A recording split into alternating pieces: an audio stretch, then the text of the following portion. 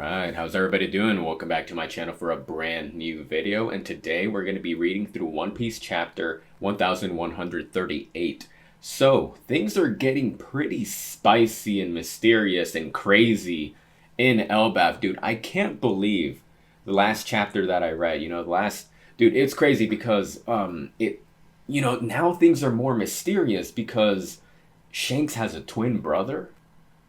It's Shamrock, and he's a Garling too, so Shamrock Garling too. So that was crazy. That whole reveal was crazy because now it's like, crap, dude. It practically confirms that Shanks is of royal blood. You know what I'm saying? If he's not a twin of Garling, of Shamrock, at very least a cousin or related 100%. Like, you can't tell me that they're not related at this point, dude. But it's crazy, dude. Elbaf is insane at the moment. Like, the last couple chapters of Elbaf got crazy. We got Garling, we got Shamrock. I want to say Shanks, but it's Shamrock. Shamrock wanted to recruit Loki into the Holy Knights, and Loki was all like, "Heck no, dude, I'm not doing that." Sadly, because of that, they killed the dog, his wolf dog pet or friend that he had. Rest in peace, R.I.P. But yeah, man, there's just a lot of crazy things going on, and Elbaf is an arc where I have no doubt, and I've said this multiple times over and over again, I have no doubt that we're going to get some key information about the true history of One Piece, because how can we not? It's Elbaf. All the archives of Ohara are in the library, you know what I'm saying? So we got Robin there, so it's practically confirmed that we're going to get some sort of big revelation. Also, one thing I want to mention is that now that the Holy Knights are there, not the Holy Knights, with Shamrock being part of that crew, and Loki essentially refusing to join, I believe at the end of the chapter, Shamrock was all like, hey, you know what, to paraphrase, he was all like, hey, might as well call upon the Holy Knights or whatever to descend upon Elbaf. So now I'm wondering, like, what kind of, how, dude? It's crazy to think that we might be seeing more Holy Knights come to Elbaf, and then here's the thing, right? It was already established that Elbaf is known as the country of war. You know what I'm saying? Like, that's the thing that they're known for. And the last couple of chapters made it a point to really let us know, hey, you know what? Elbaf, the land of giants, this is a land with history of war. So with that in mind, there's, it would make sense if there was a war to break out while the Straw Hats, while we are in Elbaf with, the world government and other players. So, but now that begs the question. Now I'm saying, like, if a war were to break out, would that be enough for Monkey D. Dragon to show up? You know what I'm saying? Because he hasn't made his move. He hasn't really been doing much. I mean, he's in the background. He's doing his own thing in the background, right? But like, in terms of showing up in the main story as in interacting with the main cast, Straw Hat Pirates, it's not. It's like, dang, dude, like, when are we gonna get that? You know what I'm saying? And also, an interesting thing that I'm wondering about is, how is Luffy gonna react to Shamrock? Because they're identical twins, right? The only thing that's missing, that's different about them is Shamrock doesn't have the scar, and he has two arms, right? Beyond that, they practically look the same. He looks more proper and cleaned up. He doesn't have the facial hair. He doesn't really have the more rugged appearance, but beyond that, identical. Shamrock kind of strikes me as the type of person that would know how to eat properly, very proper, and if his hair got messed up, he'd get pissed. But, that's another, let me not get distracted. But the point I'm trying to make here is that when Luffy sees Shamrock in person, I wonder how he's going to react, because he hasn't seen Shanks in person since he left way back in the day. You know what I'm saying? Shanks has been in close proximity with Luffy, but he hasn't actually met him and interacted with him face to face, 1v1, you know what I'm saying? But I really wonder what Luffy's going to do when he sees Shamrock. Luffy being Luffy, I think the natural conclusion that we come to is, Luffy being a silly character, sometimes a little bit dumb, it's natural to think and assume that he might not know the difference.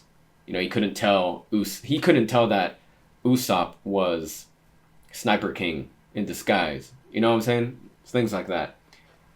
But at the same time, Shanks is such an important figure to Luffy that this might be the one time where Luffy actually recognizes, hey, you know, this is not Shanks. And on top of that, he might get a vibe for, excuse me, gotta get some water soon.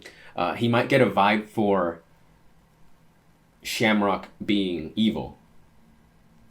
You know what I'm saying? Like, I think that might be a realistic thing because Shanks and Luffy, I mean, Luffy trusts Shanks 100%.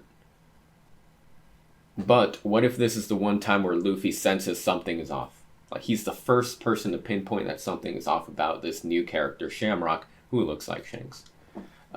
I feel like he might either be very cautious and wary of what's going on here, or he might just be curious and kind of similar to when we were introduced to Sanji's brothers. You know, they looked like Sanji, so Luffy was more curious and excited about that than anything. So I see it going one of those two ways.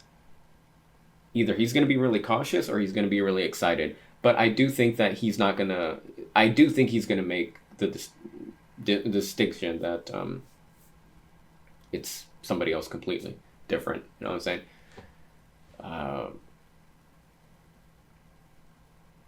As for the rest of the crew, I don't know how they would react. But I guess we'll have to wait and see. We'll have to wait and see for sure. But overall, I don't want to get too carried away. You know, I could probably go on forever talking about One Piece and whatever, the last few chapters. But I'm going to keep it here. And let me transition into the reading and see what they got in store for us. What about the new chapter? What's going to happen here? So let's see what's up with that, all right? Let me pull it up. All right, I got my water here.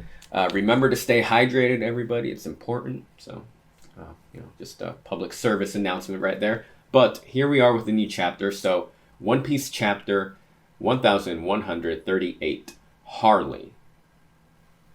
Okay. So just the title alone of this chapter is already interesting. And here's why. Remember, in the last, I don't know if it was the last chapter or the chapter before that, but it was already established in Elbaf, the Harley. Remember what this is, right? Harley is an ancient text that is in the land of Elbaf. And I think the thing about the Harley is that nobody can translate it at this point.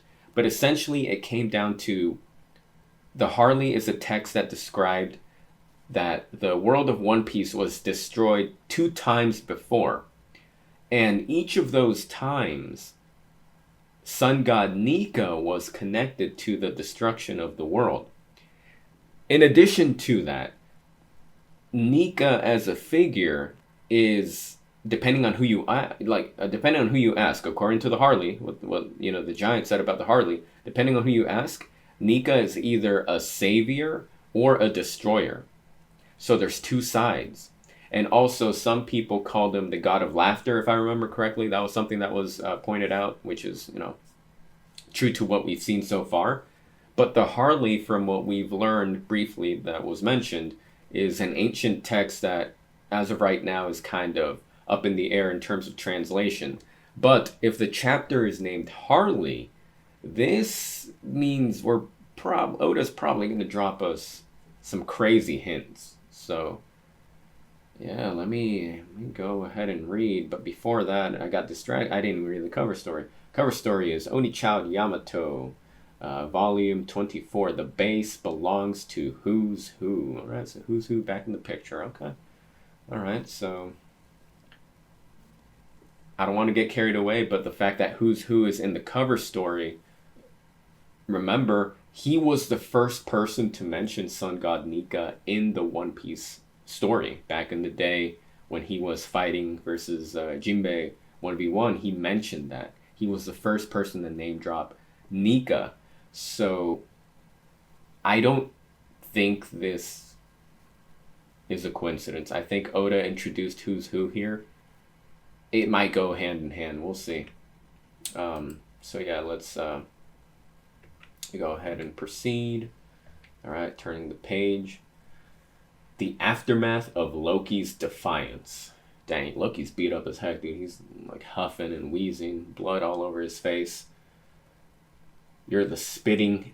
Ooh, yeah, dude. There we go. He didn't mention that comment last week. He didn't mention that. Now we're getting his thoughts. You're the spitting image of red-haired Shanks. Did you really think I'd just write that off as a coincidence? And then Shamrock's is just like, ... Mind your own business. That matter has nothing to do with you. You're not wrong, but a great pirate and a celestial dragon, they're polar opposites. You can't blame me for being curious. Anyone would find it strange that you two share the same face. The pirate you're referring to is my younger twin. There we go. So confirmed 100%. If it was not already confirmed in everybody's mind, now we just got the confirmation in writing, in text by Oda. Because up until now, everybody was all like, yeah, he's a twin. But yeah, it could be a cousin, you know, just looking that similar. No. Holy moly.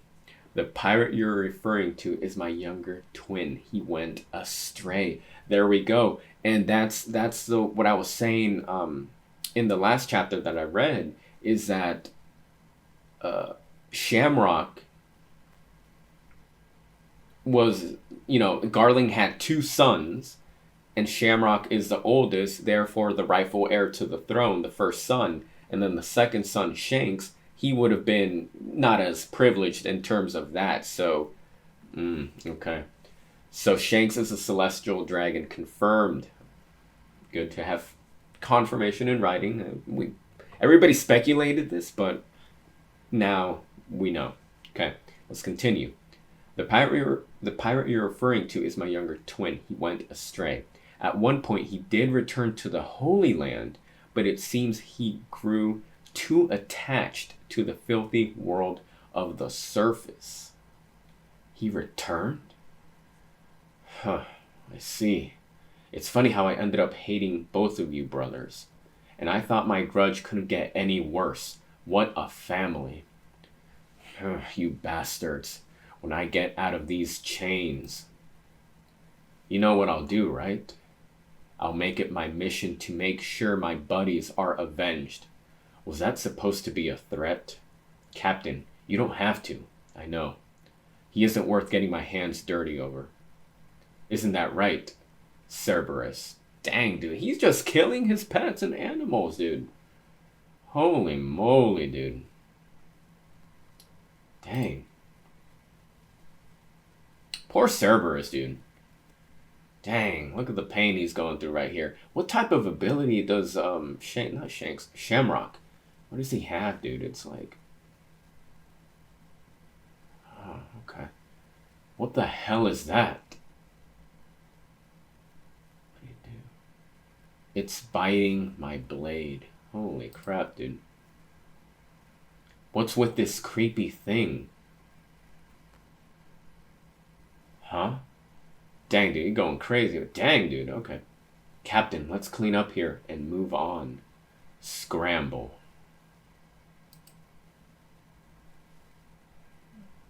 Dang. Holy moly. Rough heel. Dang. This guy's brutal as heck, dude. Feel free to hunt me down any time. I'll face you then, assuming you survive this. Hey.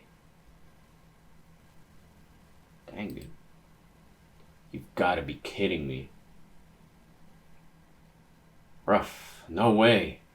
If that thing gets me. Those celestial bastards, damn it all. Dang, dude. Jeez, okay. Total subjugation isn't feasible now. Let's start by taking their children hostage. We'll need an extra person. Understood. Who shall I call? Quest Castle.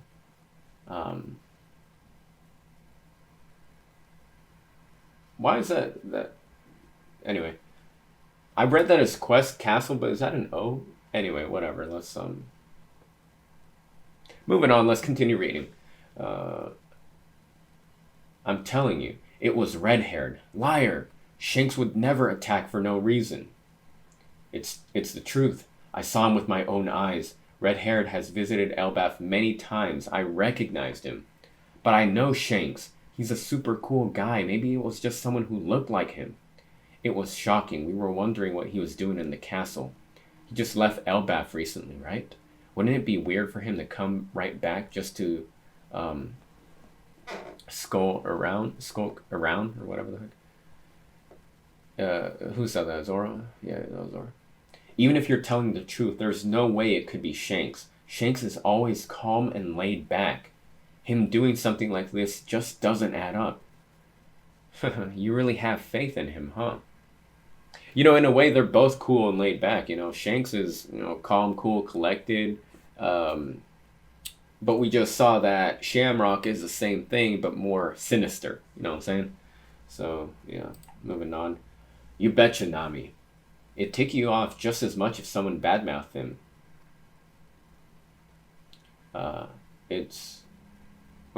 You betcha, Nami. It'd tick you off just as much as someone badmouth Telmir. It's Belmir's son. Okay. Wait. I almost read that wrong. Okay. So it was a lookalike? That? Or a brother, maybe. Shanks' brother? Well, if he has one, he'd probably be a nice... Oh, boy, dude. If he has one, he'd probably be a nice guy, too. Oh, man. All right. But honestly, he never talked about his family. I heard that he was raised on a pirate ship from when he was little. That is true. That is true.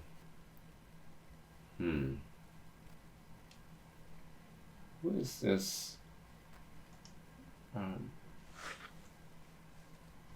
I mean, he was raised on Roger's ship, right? But I mean, the panel right next to Luffy, the long hair, it kind of looks like Shiki a little bit. I don't know. Anyway, moving on. So Luffy says, honestly, he never talked about his family. I heard that he was raised on a pirate ship from when he was little. He didn't even tell him that much, huh? Dang. I figured Roger and Rayleigh were his real family. Whole crew. I mean, there we go. I just kind of jumped ahead a little bit. Did he ever actually... Anyway, moving on. So he says, I figure Roger and Rayleigh were his real family. Their whole crew. Except for Buggy. Frankie's group. The Treasure Tree Atom. Unbelievable atom wood. Unbelievable. Atom wood as far as the eye can see. And I thought it was meant to be rare. Ha ha ha ha. Wow, I had no idea it was so valuable overseas. That's funny, dude. It's just so, readily available here, and it was hecka rare, dude. Where he's from. Maybe I should start selling some on the side. That'd be a good idea. What the heck? She's just picking up Frankie like a toy. Holy moly. I thought he was an action figure. Look at that. Maybe I should start selling some on the side. Weren't you sent here to keep an eye on me? Saul seemed pretty strict about it. He was all like, it's a sacred tree, Buckle. Don't go cutting it down, you heard? I legit thought, okay, is that his accent? I just, I don't know if that's how Saul talks, I forget. I don't think he has that type of accent. Anyway, moving on. You sound just like him. Still, I guess stealing from under the noses of giants is a tall order. Maybe that explains the markup. What's that? It's a mural. Dang, she's so big, dude. Look at that size. Holy moly. Alright, next page. It's graffiti from eons ago. Some kids probably etched right into the bark and it got fossilized. It's now designated as a cultural heritage site, thanks to its enormous historical value. Is a Punxsutawney that big a deal? It's said to date back somewhere between 900 and 800 years ago. All right, here we go. If that's true, then that would place it right in the middle of the void century. And then Frankie's can't believe it. He's all like, what? We gotta show Robin. She'll be thrilled. ... Hey, ain't this drawing kinda odd for old Elbaf? Not all the figures look like giants. Quite as far as we know, there were definitely times when the races of the world clashed, but this kind of cooperation is unheard of. Okay, so Frankie's... Let me read that again and look at the panel. So, okay, so Frankie's looking up. He says, hey, ain't this drawing kind of odd for old Elbaf? Not all the figures look like giants. And then the panel here, this guy right here in the middle, that almost looks like Emmett, you know, like what the giant robot was. And then this looks like... It almost looks like a king, some royalty figure wearing a crown like that. And then it looks like a dog shape. So it says, as far as we know, there were definitely times where the races of the world clashed, but this kind of cooperation is unheard of. Okay. Dude, the guy right here, the guy that has the crown, it's looking like this could be a historical painting of Emu, you know what I'm saying? Like this could be her. And then, okay. What else do we got here? ... Next page. That's why I think it was probably just some kid's dream. Well, we know the significance of dreams in One Piece, so we can't really toss that aside like that, you know what I'm saying? All right, we move on. Walrus School. Wah, kya. Classes in session, everyone. Listen up. Kya, ha ha ha. Owl Library. I wonder if we're gonna get the story from multiple places at once, and we're gonna connect the dots. Like, you know, Frankie's looking at the mural, then we got the Walrus School, so they might be learning from their teacher about history or whatever, and now we're in the Owl Library. So, okay, Owl Library. So this is the Harley. Ooh, Robin is saying that. She got the Harley right now. This is the Harley. Yep. This pretty tomb here preserved many of the rich myths and legends of Elbaf, although it spawned countless interpretations too.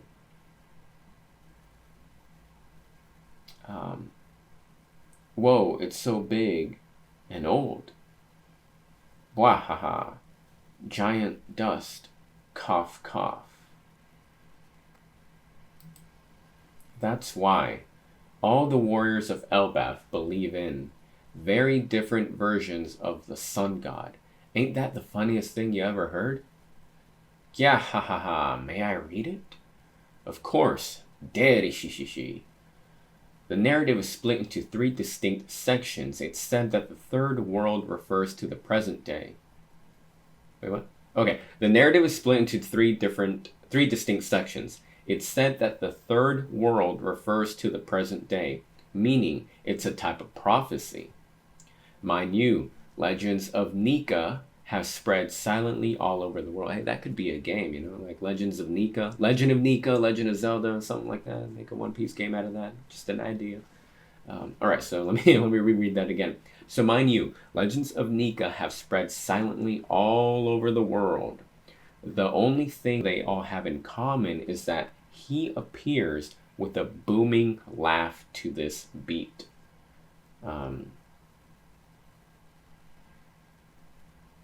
Did I miss it? Oh wait, no. What am I doing here? No, I didn't miss anything. For some reason, I thought I missed a page, but no, it's just I'm kind of getting a little too excited of what we might be learning here. So let me see. So, mind you, the legends of Nika have spread silently all over the world. My bad, yo. I'm rereading this again for like the 3rd time. The only thing they have all in common is that he appears. This is itchy. Booming. He appears with a booming laugh to the beat. To this beat. Dun dun dun dun dun dun dun dun. He's like kind of singing it. So Saul's, you know, singing the tune. He's in the Nika pose, you know. And then he's laughing. Ah ha ha ha. I'll read aloud then. Oh ho. Okay, look. So Robin says, I'll read aloud then. And then we got Chopper and Frankie. Frankie, he looks like he knows something's up. Frankie's look in this panel, that is a look of epiphany. Like he just realized and connected the dots on something mysterious that is insane. So let me see. So Robin says, she's laughing, she's chuckling. I'll read aloud then. The first world. The earth is engulfed in flame, and the hearts of men. Oh crap! It's a big spread. All right, let me look at this with care. So let me read this carefully here. The first world. We got 3 segments. The first world. The earth is engulfed in flame, and the hearts of men burn with desire. They reach for the forbidden star. From whispered prayers, the sun god rose, beckoned by the enslaved. The god of the land was enraged with a serpent of fire. They cast the world into ruin. Darkness fell. Death reigned. They would not meet again. The second world. A breath stirred in the abyss. The god of the forest summoned its devils while the sun lit the embers of war. Those of the half and full moons dreamed. Yet the ones who slew the sun defied themselves, evoking the wrath of the sea god. They would not meet again. The third world. Chaos reigns. The world drifts into a void, yet time does not erase the memory of the promised day. Its shadow looms as the voice of the half moon echoes through the ages, and once more the sun god shall rise, laughing, dancing, guiding the world to its final act. The sun is reborn, a new dawn will break. Surely, this time they will meet. And now let's read the panel here, and let's actually look at the illustration. That's actually the end of the chapter right there. Chapter 1138 end, and then it says a deep mythology unveils. Oh boy, dude. Is there a post credits? There's no post credits. Yo, dude. This is insane, dude. This, no wonder Frankie is shocked at what he's looking at, because this is a lot to take in. So let me go back. Okay, hold up. So Saul says, okay, so the Harley. This pretty tomb here preserved many. Okay, so yeah, so myths and legends of Elbaz. Okay, there's many interpretations. And the warriors of Elbaf believe in different versions of the sun god, okay? Funny thing,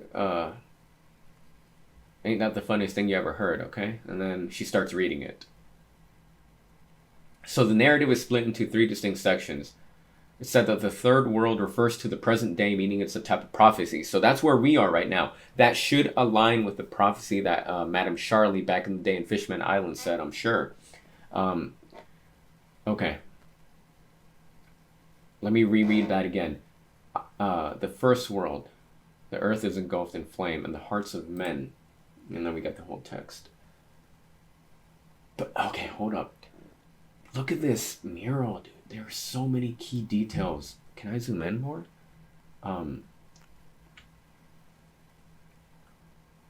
So already, dude, this is the most... This is the most mysterious thing so far that we've seen. Like, oh, dude, and okay, there's no break next week either. So good, we get another chapter to cover what the heck this lore is all about. So the first thing that stuck out to me, right here we have Sun God Nika. So right here in this panel, you can see he's holding his sword, and his arm is elongated. It's stretched out, looking like a noodle. So that's Sun God Nika right here. He's holding a sword and shield. Shout out to the Yu-Gi-Oh card, classic. And what we're looking at here is that he is he's in combat with this figure on the left. Now I can only assume this figure on the left here with his arms or arms all like that, that is probably, I want to say that's, maybe it could be Im, or maybe not. Yo, I don't even know what to make of this because, okay, so my eyes are just scanning, and here we have a whale, right? We have a whale. We already know about the significance of whales in One Piece, and I myself even made a theory video of this a couple years ago, way back in the day. So the whale, you know, when I think of the whale, I think of Fishman Island, I think of Laboon, I think of the Noah, and ultimately what's going to happen with that. So we have Sun God Nika in action, in battle with this thing on the left, and the way that the position that he's positioned, that this shadow is positioned, one of the arms is kind of like grabbing, like cupping the sun. It's almost as if it's letting us know, hey, this dark figure is in control of the sun. Sun God Nika, you gotta, you know, take it back. You know what I'm saying? And then here on the right, we have, this is a Sea King, 100%. It's got to be a Sea King. And then the middle thing right here, breathing fire, looking like a dragon. This is kind of what I assume Im's true form would be. But then this thing here on the right, that's on the ship wearing the crown, that could be Im. Yo, dude. And then we got a city as well, bottom right. And then there are people coming up on like some type of elevator type of thing out of this ship.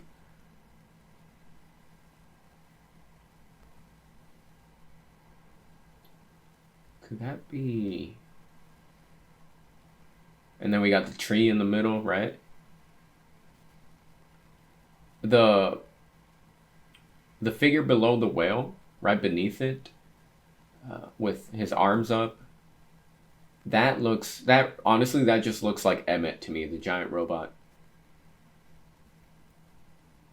What the heck? So let me read that again. So let's take it step by step. Number one, the first world. The earth is engulfed in flame, and the hearts of men burn with desire. They reach for the forbidden star. From whispered prayers, the sun god rose, beckoned by the enslaved. The god of the land was enraged with a serpent of fire.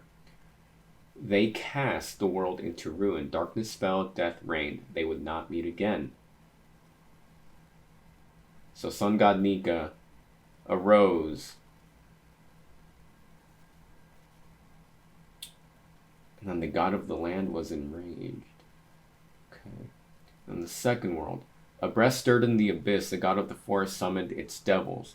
While the sun lit the embers of war, those of the half and full moons dreamed, yet the ones who slew the sun defied themselves, evoking the wrath of the sea god. They would not meet again. All right, one thing again.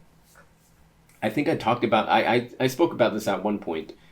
At some point, I really do believe that the sea is going to make it's going to be like a major player, almost like a separate character. Because here's the thing, right?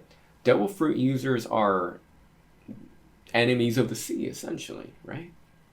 The sea is their weakness.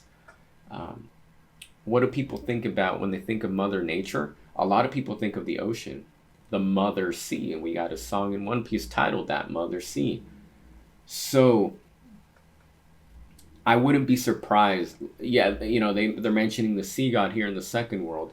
If at some point in the story the sea actually becomes like a person, you know what I'm saying? Like the sea god personified, and the ocean rises and is some type of character, to put it that way.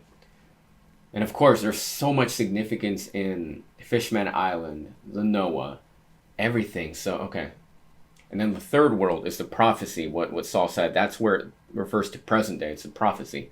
So chaos reigns. The world drifts in the void. Yet time does not erase the memory of the promised day. So I'm thinking the Void Century, the promise that Joy Boy made to the former queen that was unable to be fulfilled. The prophecy of Charlie in Fishman Island. So Third World refers to the current timeline of One Piece, where chaos is reigning.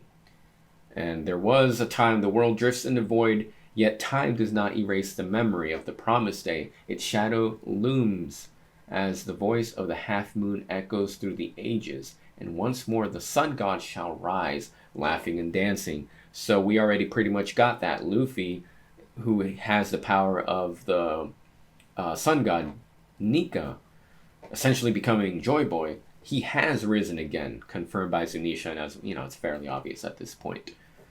So that's where we are. And the sun god shall rise, laughing and dancing, guiding the world to its final act. Where, you know, we are in the final act of One Piece. Final saga.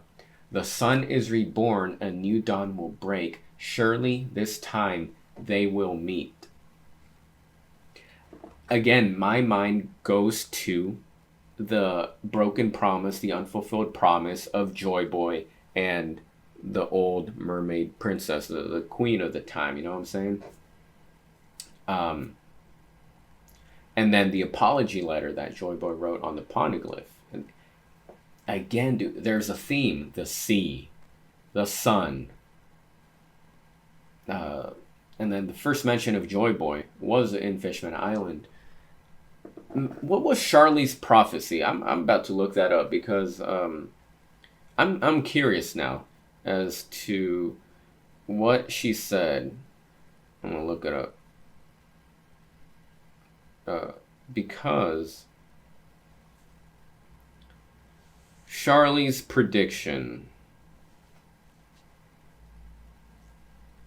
So, you know, saying that Fishman Island's destruction is inevitable with Luffy set to be responsible. I believe this is the case of being indirectly responsible for it because the Noah has a purpose, and I believe it's 100% to save all the citizens of Fishman Island and others. You know, of course, we all know the biblical story of Noah and what happened there. Of course, there are going to be themes taken from that story and implemented into One Piece. In order for that to happen, Fishman Island has to be destroyed. And remember, everything's straight up connected. You got Fishman Island at the bottom. Fishman Island is at the bottom. Then we got the Red Line. And of course, we got the Holy Land Marijua up top. So at the end of the series, you know, towards the end of the series, they all gotta fall. If one goes, everything else goes, and that's where the Noah comes in. Dang, dude, there is so much to unpack here. There's so, you know what's crazy is that every little figure that is in this page means something. And it's going to take a very deep dive and investigation to really pinpoint and break down everything, dude. It's insane. And, you know, the moon is mentioned. Remember Enel's mission at the moon and all the robot figures up top and the Mother Flame, there being some resemblance of the Mother Flame up in the moon, in the wall that he read. Yeah, that's going to come back. The moon's got to play a big factor in the story of One Piece at one point. I don't know if the crew's going to go to space or whatever the heck, or we're going to have some type of Majora's Mask type of thing where the moon is falling, whatever the heck. But 100% the moon is going to be a key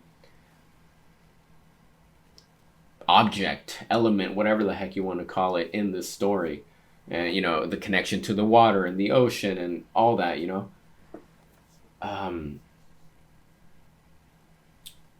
Yeah, because we got the moon here, we got some sea kings. Frankie from the back here. From the back, Frankie's looking at this, and he's looking like who's who. Honestly, with the horns, that's what he's looking like. Wow, dude. There's so much to unpack. The whale figure, I can't get over that. He looks like Waylord. And then the one next to him on the left, the bird, looks like Lugia. Yeah, so we got We got Nika. We got Emmet. I'll call him Emmet, the robot. We got a giant here. We got mermaids. We got... Looks like it could be a Tantata tribe or something like that. Everybody's just going to war against this thing.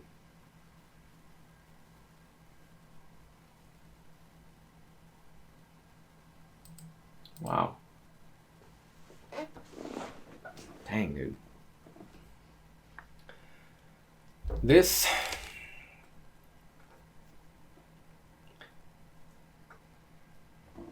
One Piece is an amazing story because we're practically... You know what's insane is that we're practically getting the entirety of One Piece in this spread. We just don't know what the heck it means. Not all of it. And that's insane to think about.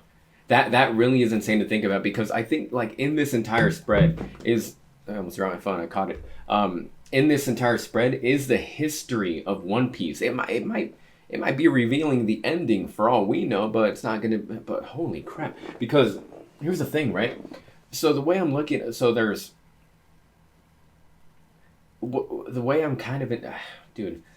There's so many ways to interpret this, but it looks like. So the world of One Piece was destroyed twice. What this tells me is that Emu has, of course, she has been around since basically the beginning of One Piece, and every single time a hero has stepped up to Emu, she has defeated him. The first world, let's just call it the first world war of One Piece, it would have been Emu versus Sun God Nika. Emu prevailed. Then along comes Joy Boy, got taken out, and now it's up to Luffy. And Luffy is the one who is going to vanquish this evil. You know what I'm saying? Because even the third world in the last text, it says, surely this time they will meet. You know what I'm saying? So, and then this panel here, it, like I said, it shows this shadow figure who is, I believe is Im, because look at the crown on top, the spikes. I believe that's the crown in her Della fruit form, whatever the heck. Taking control of the sun, which could be a representation of the mother flame, and I believe that's ultimately how she's come victorious this entire time. And you can interpret this a different way, because you can interpret that, you know, we got like the Sea King or a serpent of fire, and then we got the ancient technology here on the bottom right underneath that, which, you know, lets us know that the ancient civilization was highly advanced and technical. And then on the left side, that's right underneath the third world text, I think you can interpret that two ways. You can look at that as engravings, are, you know, like how the history happened, but you can also say and interpret this as what's going to happen in the prophecy. So Nika would be Luffy. To the bottom right of him would be a giant, and it looks like it could be Loki. It really does look like Loki. To the right is a robot, Emmet, who already did his part. Upright diagonally, we got a whale, which could represent Laboon.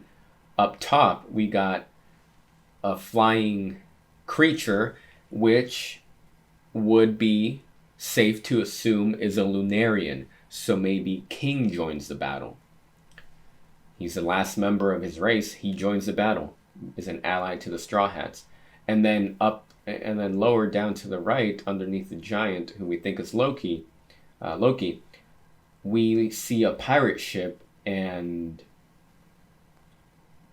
someone at the helm with a sword, looking like a samurai. I think that can represent Wano.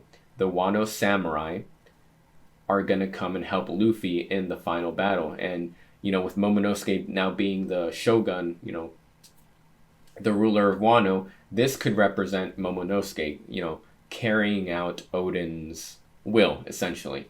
So this right here, I think it's representation of the Wano samurai.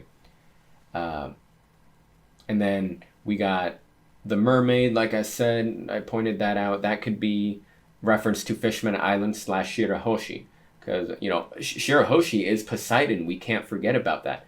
Poseidon. So she's going to have to do something with that. And then the little creature right here, you know, could be the Tontaras. I don't know what the heck these long things are. Well, I don't know what that guy would be. Honestly, I think the others, like the ships and the rest of the characters, they're probably representations of the Grand Fleet.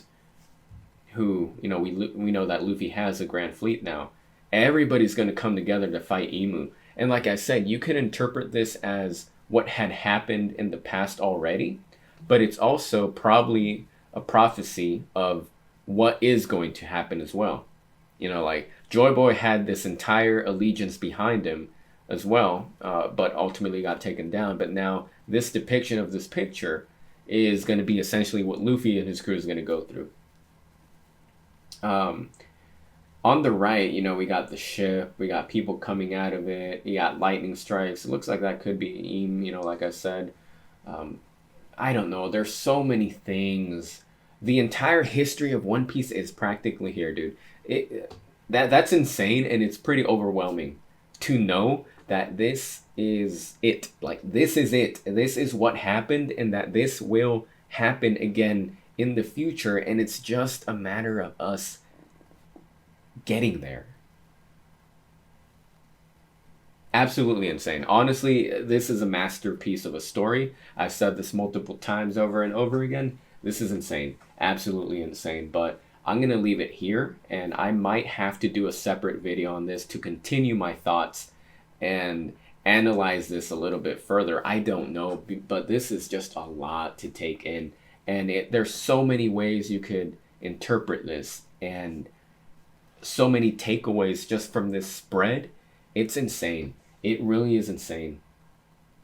You know that we're gonna have to freaking put we're gonna have to put on the lab coat and really dissect every information that's presented here, every picture, every word. You know, it can have double meaning.